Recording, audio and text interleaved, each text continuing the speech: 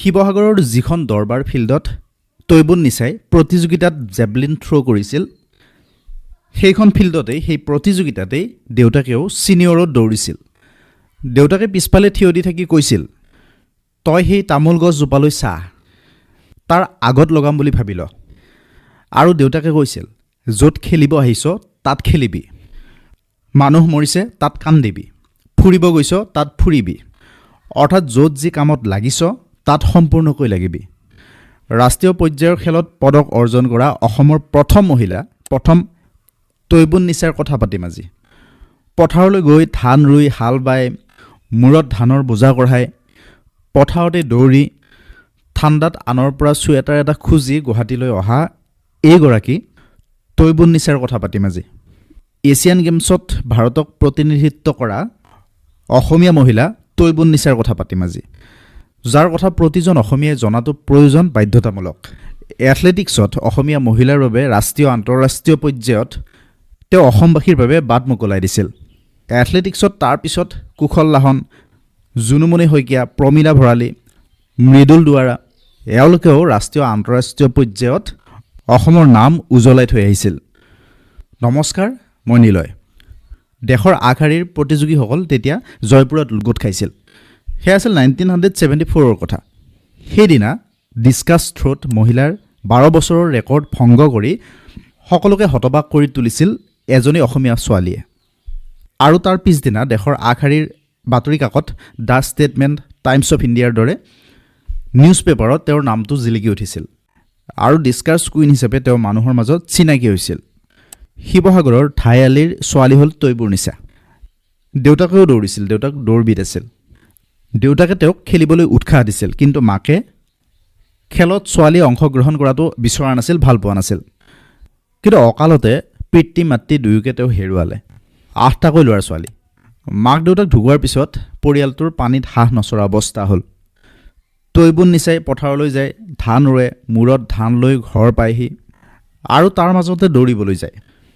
দৰিদ্ৰতাৰ লগত প্ৰচণ্ড এখন সংগ্ৰাম চলে আৰু সেই দৰিদ্ৰতাৰ মাজতেই ল'ৰা ছোৱালীকেইটা ডাঙৰ হ'বলৈ ধৰে।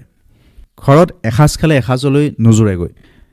বিহু আৰু ঈদৰ সময়ত ওচৰৰে খেলপথাৰখনত খেলবোৰ পাতিছিল আৰু সেই খেলত জিকিলে মৰ্টনৰ প্ৰাইজ পোৱাৰ আশাতে সেই 9 বছৰীয়া ছোৱালীজনীয়ে তাত খেলিছিল আৰু সেই মৰ্টনৰ প্ৰাইজ এদিন হৈছিলগৈ সোণৰ মেডেল। কিন্তু তাৰ মাজৰ সময়খিনিৰ দীঘলীয়া সংগ্ৰাম, দীঘলীয়া যাত্ৰা, দীঘলীয়া সাধনা। তেতিয়া ষ্টেট স্পৰ্টছ কাউন্সিল আছিল। সেই কাউন্সিলে সুৰেন্দ্ৰ কুমাৰ সিং নামৰ লোক এজনক গাঁৱে গাঁৱে ডিষ্ট্ৰিক্টে খেল শিকাবলৈ দিছিল। তেওঁ এথলেটিক্স শিকাইছিল। ৰঞ্জিত গগৈ নামৰ লোক এজনে শিৱসাগৰত তেতিয়া কোচিং কেম্প পাতিছিল আৰু সেই ৰঞ্জিত গগৈয়ে তৈবুন নিচাক ক'লে যে সুৰেন্দ্ৰ কুমাৰ সিঙৰ ওচৰত ট্ৰেইনিং লোৱা কেইদিনমান ট্ৰেইনিং ল'লে। পুৱা 4 বজাত উঠে, গৰুলৈ পথাৰলৈ যায়, দৌৰে, পথাৰৰ কাম সামৰি স্কুল, খেল প্ৰেক্টিছ কৰে। শিৱসাগৰৰ তৰুণ সংঘই কেতিয়াবা মাজে মাজে খেল পাতে, তেওঁক তাত খেলে কেতিয়াবা। ইফালে 1970 চনত ডিব্ৰুগড়ত আন্তঃজিলা এথলেটিক্স কম্পিটিশ্যন এখন হ'ল। তাত তেওঁ অংশগ্ৰহণ কৰিছিল 100-200 মিটাৰ দৌৰত, কিন্তু নোৱাৰিলে। গুৱাহাটীৰ পৰা ট্ৰেক শ্বুট পিন্ধা, জোতা পিন্ধা ছোৱালীবোৰ আহে, খেলুৱৈবোৰ আহে, ভাল দৌৰে, প্ৰাইজবোৰ লৈ গুচি যায়। সেইদিনা ৰঞ্জিত গগৈয়ে তেওঁৰ নামটো ডিছকাছ থ্ৰ'ত দি দিলে। আগতে পথাৰত লগৰবোৰৰ লগত ডিছকাছ থ্ৰ' কৰিছিল কেতিয়াবা। সেই প্ৰতিযোগিতাত অংশগ্ৰহণ কৰি তেওঁ 3rd প্ৰাইজ পালে আৰু তাতেই প্ৰাইজৰ আৰম্ভণি হ'ল।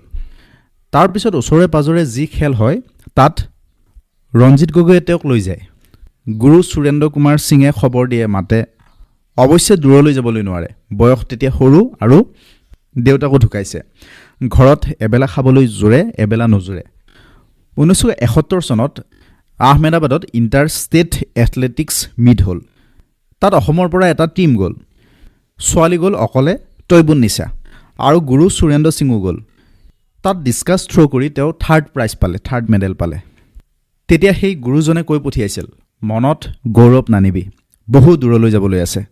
তেওঁ ঘৰলৈ উভতি আহিল। দেউতাকে আগতে ONGCত কাম কৰিছিল। তাইৰ খেলৰ কথা জানি তাৰ চেয়াৰমেনজনে এদিন তাইক ক'লে, তই খেল শিকাব পাৰিবি, তোক স্কুলত ভৰাই দিম। তৈবুন নিচা তেতিয়া ক্লাছ 9ৰ ছোৱালী। চেয়াৰমেনজনে ONGCৰ চেণ্ট্ৰেল স্কুলত তেওঁক ভৰাই দিলে। দৰমহা দিলে 110 টকা। তেওঁ তাত খেল শিকালে, হিন্দী শিকোৱাৰো দায়িত্ব পৰিল। আৰু ইণ্টাৰ ডিষ্ট্ৰিক্ট খেল যিমান হয় সকলো খেলিবলৈ যায় তেওঁ তেতিয়া। ডিছকাছ থ্ৰ', শ্বটপুট, জেভলিন সকলোতে তেওঁ গ'ল্ড লৈ আহে। গুৱাহাটীলৈ যেতিয়া প্ৰথম খেলিবলৈ আহিছিল সেইদিনা খুব ঠাণ্ডা আছিল। আনৰ পৰা চুৱেটাৰ এটা খুজি আনি তেওঁ গুৱাহাটী পাইছিলহি। সেই চাকৰিটোৱে তেওঁক অকণমান সকাহ দিছিল। প্ৰেক্টিছ কৰি থাকিল। কোচসকলক সদায় নাপায় ওচৰত। ফিল্ডত যিজনে বেষ্ট খেলে, প্ৰতিযোগিতাত যিজনে গ'ল্ড আনে, ভাল খেলে, তেওঁৰ পৰা চাই খেলবোৰ শিকে আৰু ভুলবোৰ শুধৰাই গৈ থাকে। ভলীবল খেলে, কাবাডী খেলে। তেওঁ কাবাডী আৰু ভলীবলতো অসম দলক ৰিপ্ৰেজেণ্ট কৰিছিল। ৰেলৱেত স্পৰ্টছ কোটা থাকে। এদিন হবিবুৰ ৰহমান নামৰ লোক এজনে তেওঁক ক'লে যে তোমাৰতো বহুকেইটা মেডেল আছে, ৰেলৱেত এপ্লাই কৰা। তাৰপিছত অসমত ৰেলৱেত স্পৰ্টছ কোটাত চাকৰি পোৱা তেওঁ প্ৰথম মহিলা হ'ল। গুৱাহাটীৰ চানমাৰীত থাকে। চানমাৰীৰ পৰা মালিগাঁৱলৈ চাইকেল চলাই আহে। ৰাতিপুৱা প্ৰেক্টিছ, দুপৰীয়া অফিচৰ কাম আৰু আবেলি আকৌ প্ৰেক্টিছ। ৰেলৱেৰ ষ্টেডিয়ামতে প্ৰেক্টিছ কৰে। তাৰপিছত কম্পিটিশ্যন কৰিবলৈ অসমৰ য'ত ত'ত যোৱা আৰম্ভ কৰিলে। তাৰপিছত সেই 1974ৰ খেল, আন্তঃৰাজ্যিক এথলেটিক্স মিটৰ সেই জয়পুৰৰ খেলত ডিছকাছ থ্ৰ' কৰি মহিলাৰ 12 বছৰীয়া নেশ্যনেল ৰেকৰ্ড ভংগ কৰিলে তেওঁ। নিউজ পেপাৰত ডাঙৰ ডাঙৰ আখৰেৰে তেওঁৰ নামটো ছপা হ'ল। তাৰপিছত কেৰেলাত হোৱা খেলত মেডেল পাই এছিয়ান গেমছৰ ট্ৰায়েলৰ বাবে ছিলেকশ্যন হ'ল। তাৰ বাবে তেওঁ 2 বছৰ কেম্পত থাকিল আৰু তাৰ মাজে মাজে যিমানকেইখন নেশ্যনেল গেম আহে তাত তেওঁ অংশগ্ৰহণ কৰিলে। ডিছকাছ থ্ৰ'ত তেওঁ 5 বাৰ নেশ্যনেল চেম্পিয়ন হ'ল। তাৰপিছত 1982 চনৰ এছিয়ান গেমছ আহিল। স্থান আছিল নতুন দিল্লী। এছিয়ান গেমছৰ সেই কেম্পত ডিছকাছ থ্ৰ'ৰ 4জনী ছোৱালী আছিল বিভিন্ন ৰাজ্যৰ। বিখ্যাত দৌৰবিদ প্ৰীতি উষাও আছিল তেওঁৰ ৰুমতেই। যিদিনা এছিয়ান গেমছৰ ট্ৰায়েল আছিল তাৰ আগদিনা তৈবুন নিছাৰ খুব জ্বৰ আৰু সেই জ্বৰৰ দেহাৰেই ৰাতিপুৱা ট্ৰায়েল দিলে। তেওঁৰ লগতে আৰু এজনীৰ ছিলেকশ্যন হ'ল। ট্ৰায়েলৰ সময়ত সেইদিনা অৰ্জুন ভোগেশ্বৰ বৰুৱাও আছিল। নিজৰ মানুহ বুলি ভোগেশ্বৰ বৰুৱাক দেখি ট্ৰায়েল দিয়াৰ সময়ত তেওঁ উৎসাহ পাইছিল যথেষ্ট। নৰ্থ ইষ্টৰ ল'ৰা ছোৱালীক আগতে আন ঠাইৰ মানুহে জংঘলী বুলি কৈছিল, জংঘলৰ পৰা অহা বুলি কৈছিল। সেই এছিয়ান গেমছত যদিও তেওঁ মেডেল নাপালে, তেওঁ দেশক প্ৰতিনিধিত্ব কৰিলে আৰু প্ৰতিনিধিত্ব কৰি তেওঁ 6ষ্ঠ স্থান লাভ কৰিলে।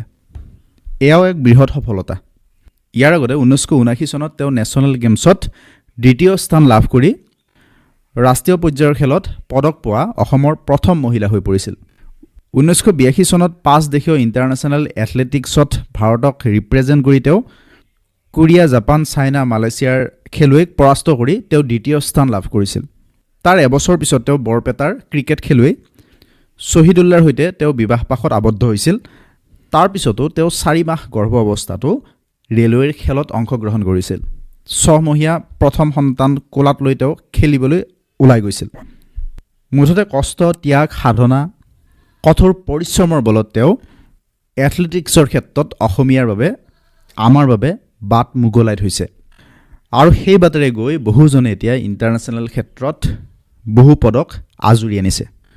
শিৱসাগৰ জিলাৰ কুশল লাহনে 1990-91 চনত ছাফ গেমছত জেভলিনত ৰূপৰ পদক অৰ্জন কৰিছে। ইফালে জুনুমণি শইকীয়াই 1991 চনত ছাফ গেমছত ভাৰতীয় ৰিলে দলৰ হৈ খেলি সোণৰ পদক অৰ্জন কৰিছে। ইফালে 1991 চনতেই ছাফ গেমছত প্ৰমীলা ভৰালীয়ে ডিছকাছ থ্ৰ' কৰি গ'ল্ড অৰ্জন কৰিছিল। ইফালে চাবুৱাৰ মৃদুল দুৱাৰাই 1998 চনত ছাফ গেমছত ভাৰতক প্ৰতিনিধিত্ব কৰিছিল। তাৰ পিছৰ পৰ্যায়তো বহুকেইজন অসমীয়া এথলেটিক্সে পদক অৰ্জন কৰিছিল। সেই অৰ্জুন ভোগেশ্বৰ বৰুৱাৰ পৰা হিমা দাসলৈ এই পদক অৰ্জনৰ ধাৰাবাহিকতা চলি আছে বৰ্তমানেও। তৈবুন নিছাই কিমান সাধনা, কিমান একাগ্ৰতা, কিমান ত্যাগৰ পিছত অসমবাসীক গৌৰৱান্বিত কৰিছে, সেই কথা আমি প্ৰতিজন অসমীয়াই স্বীকাৰ কৰাটো জনাটো প্ৰয়োজন। আৰু আমাৰ ল'ৰা ছোৱালীসকলেও তেওঁলোকৰ জীৱনৰ পৰা শিকিবলগীয়া বহুখিনি কথা আছে। ভিডিঅ'টো বন্ধুবৰ্গৰ মাজত শ্বেয়াৰ কৰিব আৰু এনেকুৱা ধৰণৰ ভিডিঅ' পৰৱৰ্তী সময়ত পাবলৈ আপুনি এই চেনেলটো ছাবস্ক্ৰাইব কৰিব। যদি ফেচবুকত চাই আছে তেনেহ'লে লাইক কৰিব আৰু শ্বেয়াৰ কৰিব। আমাৰ হোৱাটছআপ চেনেলতো আপুনি কানেক্ট হৈ ল'ব পাৰে, তাৰ লিংক তলত দিয়া হ'ল। লগতে কম্পিটিটিভ এক্সামৰ বাবে সহায় হোৱাকৈ এখন ই-বুক তৈয়াৰ কৰা হৈছে, সহজকৈ অসম বুৰঞ্জী। এই 110 পৃষ্ঠাৰ ই-বুকখনৰ লিংক তলত দিয়া হ'ল।